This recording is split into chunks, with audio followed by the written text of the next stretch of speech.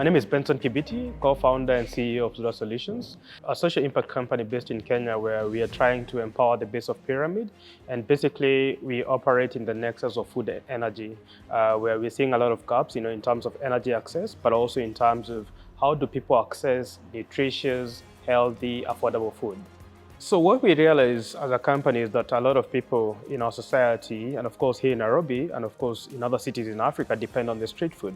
But the reality of the matter is that a lot of food vendors depend on solid fuels, especially charcoal and wood to cook and warm food.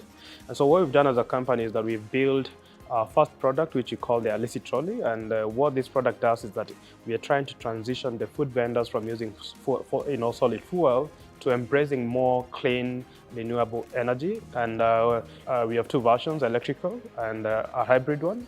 What that means is that vendors can fully use on their sockets, they can power it on the sockets, but at the same time, they're able to keep their food warm for a longer period of time, right? We're talking of 12 plus hours on a daily basis without using charcoal.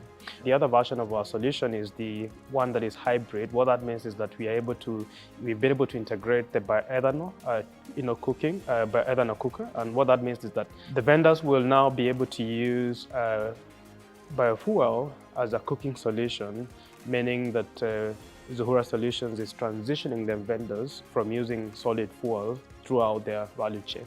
When you think about it from the economic lens, we are talking of doing away with charcoal from vendors' businesses. What that means is that vendors will no longer think about the cost of charcoal in their business. But of course, one of the biggest challenges is the price of charcoal keeps on increasing on a daily basis. And so Zuhura Solutions is getting rid of that. The Halisi Trolley is now a solution where the vendors are no longer using charcoal in their business. So on environment, what we're trying to do is that we are trying to really eliminate that aspect of deforestation and of course the emissions from burning biomass. Majority of the food vendors actually are women. And so based on our research, based on the interactions we've had with the vendors, that women happen to operate in this sector, majority of them. And so also the young people. So we are really bringing in a very interesting lens whereby we are empowering the women who are working in this sector, but also the young people who would want to be entrepreneurs. We have three business models. So the first one is the upfront cost, where someone would want to come and buy directly from us, upfront cost, where you pay cash.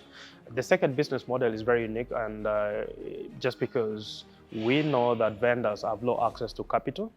And so what we've done is that we've integrated a pay-as-you-go option, meaning that we have an M-Pesa integrated within our system, and vendors can purchase the trolley on weekly or on daily basis. And what that means is that they will buy tokens, and by them buying tokens, they are basically buying the trolley over a long period of time. The third business model is whereby we set up places where vendors can come and list these products, use them throughout the day, and then return them back to us. And so they will pay a daily figure or a weekly figure based on how they want to use the trolley.